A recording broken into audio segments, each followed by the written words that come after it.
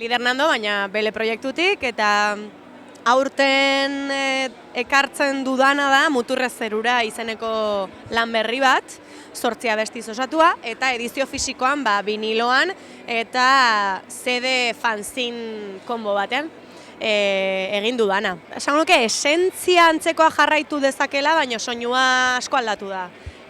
Abestiak nik uste desente azkarragoa direla, ergitsuagoak, agian dantzara gehiago eramaten dutenak.